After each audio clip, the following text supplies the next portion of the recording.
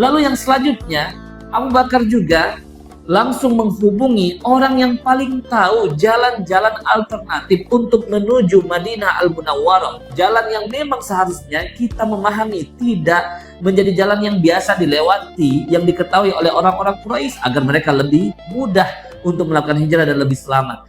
Yaitu justru bernama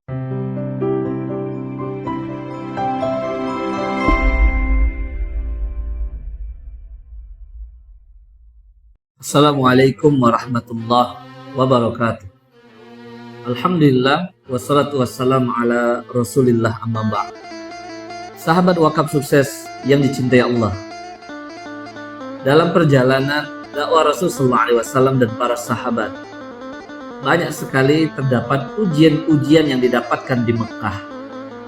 Banyak sekali bertubi-tubi siksaan-siksaan yang diberikan oleh para tokoh-tokoh pembesar Quraisy yang didapatkan oleh kaum muslimin yang ada di dalamnya. Sampai turunlah perintah Allah Subhanahu wa taala bagi seluruh kaum muslimin tanpa terkecuali untuk berhijrah, meninggalkan Makkah Al-Mukarramah menuju tempat yang telah Allah siapkan, tempat yang memang telah dijanjikan oleh Allah Subhanahu wa taala sebagai mahjar, sebagai tempat hijrahnya Rasul sallallahu alaihi wasallam, yaitu Madinah Al-Munawwarah. Ketika perintah Rasul sallallahu alaihi wasallam diberikan untuk berhijrah meninggalkan Mekah, maka Allah pilihkan orang yang mendampingi Rasul sallallahu alaihi wasallam adalah Abu Bakar As-Siddiq radhiyallahu anhu.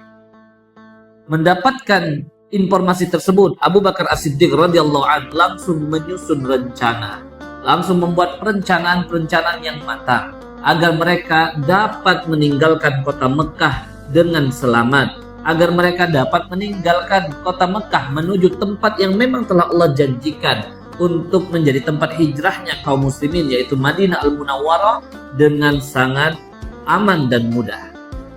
Karena memang pada saat itu rumah Rasul sallallahu alaihi wasallam telah direncanakan akan dikepung oleh anak-anak muda pilihan, pasukan terlatih yang ditunjuk oleh setiap suku-suku Quraisy untuk tujuan yang satu, yaitu membunuh Rasul sallallahu alaihi wasallam.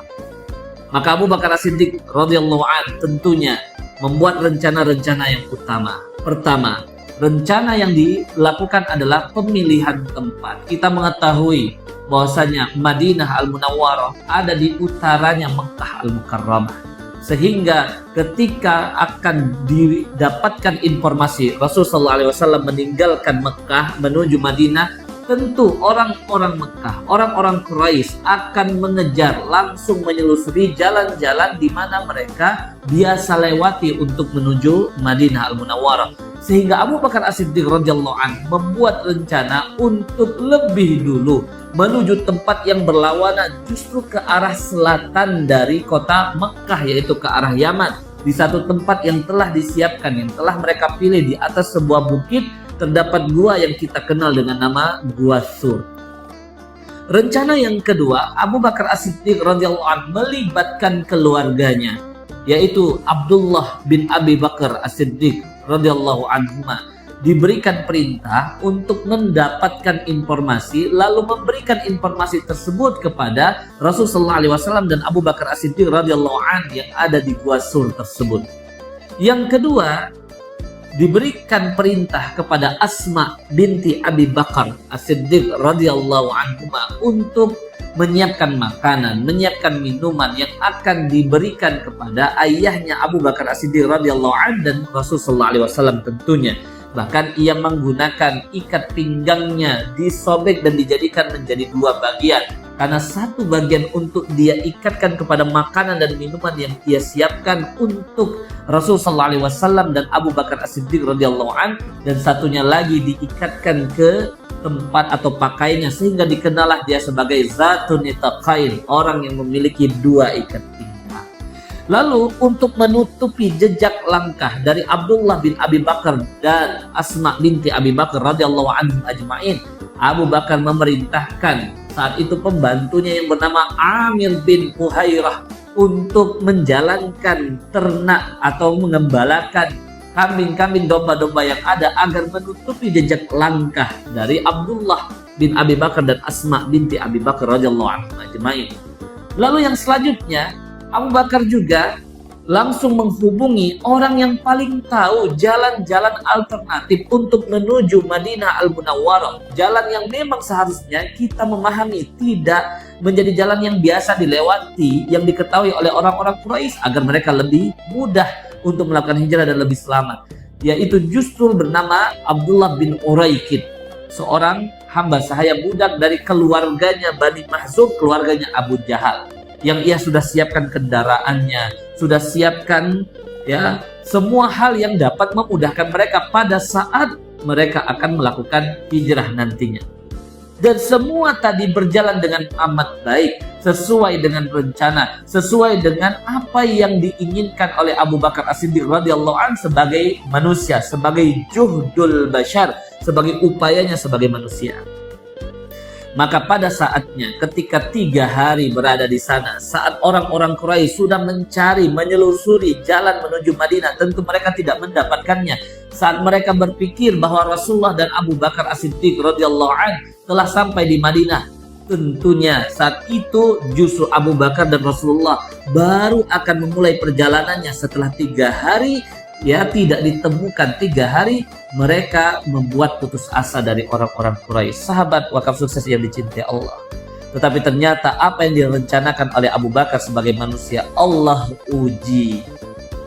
Allah berikan ujian terhadap rencana yang telah dilakukan oleh Abu Bakar sebagai orang yang beriman. Rencana yang tentu isinya adalah kebaikan untuk menyelamatkan Rasulullah sallallahu alaihi wasallam dan melakukan perintah Allah untuk berhijrah dari Mekah menuju Madinah Al-Munawwarah. Saat itu ketika mereka berada dalam Gua Sur, tempat yang sangat kecil, yang tingginya tidak lebih dari 1,5 meter saja, yang luasnya hanya dapat diisi oleh 2 orang dewasa, dengan tempat yang sangat mudah untuk ditemukan oleh orang-orang yang mencarinya. Maka pasukan berkuda dari Quraisy tiba-tiba datang, tiba-tiba hadir tanpa sesuai dengan rencana yang dibuat oleh Abu Bakar As-Siddiq radhiyallahu anhu sebelumnya. Maka disinilah Abu Bakar mendapati dirinya sangat khawatir, bukan khawatir akan keselamatan dirinya, tetapi tentu dia sangat mengkhawatirkan keselamatan orang yang sangat ia cintai melebihi dirinya sendiri, yaitu Rasulullah sallallahu alaihi wasallam. Sampai dia dengan gemetar mengucapkan kata-kata kepada Rasulullah, "Ya Rasulullah, wahai Rasulullah, lau anna ahadahum nazara ila qadamai." Seandainya salah satu dari Quraisy mereka melihat kaki mereka sendiri, la absorna, maka kita yang ada dalam gua ini terlihat, akan diketahui keberadaan kita ya Rasulullah. Maka Rasulullah SAW hadir saat itu, menenteramkan hati dari Abu Bakar. Allah turunkan ayat yang memberikan semangat, Allah turunkan ayat yang membuat optimis sebagai orang-orang yang beriman akan terus didampingi oleh Allah Subhanahu wa taala sampai pada akhirnya mereka menjalani apa yang telah mereka harapkan. Sebagaimana Allah turunkan dalam surat At-Taubah ayat ke-40, A'udzubillahi minasyaitonir rajim. Illa tansuruhu faqad nasarahullah. Jika kalian tidak menolongnya, tidak menolong Nabi Muhammad SAW, tidak menolong risalah agama ini, faqad nasarahullah, faktanya Allah yang menolongnya, faktanya Allah yang telah memberikan pertolongan kepadanya. Allah ingatkan kita, ingatlah kata Allah, idh akhrajahul ladzina kafaru, ketika diusirnya mereka oleh orang-orang yang kafir saat itu di Mekah, tsaniyasnain, mereka berdua yaitu Rasul dan Abu Bakar As-Siddiq radhiyallahu anhu, idhuma fil ghar, ketika mereka ada di dalam gua, iz yaqul li sahibihi, ketika salah satunya yaitu Rasulullah berkata kepada sahabatnya Abu Bakar, la tahzan innallaha ma'ana, tidak perlu bersedih, jangan bersedih, jangan galau, jangan resah, jangan khawatir, innallaha ma'ana, karena Allah membersamai kita. Lalu apa yang terjadi?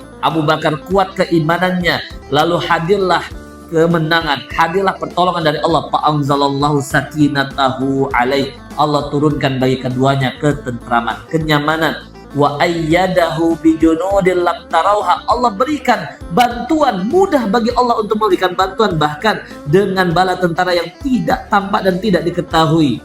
Wa ja'ala kalimatal ladzina kafaru sufla. Allah jadikan upaya orang-orang kafir menjadi hina.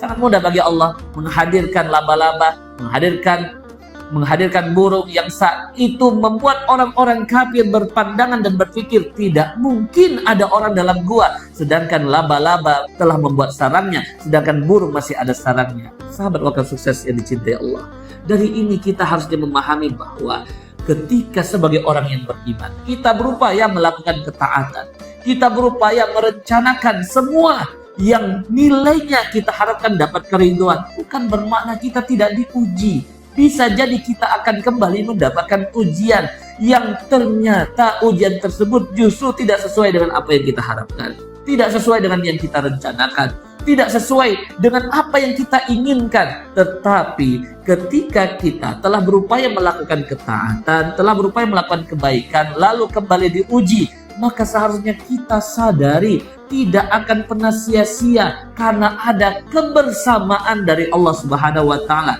Bisa jadi justru Allah ingin membersamai perjuangan kita, Allah ingin membersamai upaya-upaya kecil kita, sehingga hal tersebut dapat dengan istiqomah kita lanjutkan. Dan bisa jadi setelah ketaatan kita upayakan, kebaikan-kebaikan amal soleh kita laksanakan, lalu kita diuji dengan sesuatu yang tidak sesuai dengan harapan, bisa jadi Allah ingin melipat gandakan pahala kita dan memberikan kebaikan untuk kita semua. Sahabat wakil sukses yang dicintai Allah, semoga Allah memberikan keberkahan untuk kita semua agar kita dapat terus istiqomah ikut serta mensyiarkan nilai-nilai dari agama kita, nilai-nilai yang harapannya terus dapat mengalir kebaikannya sampai kita wafat nantinya.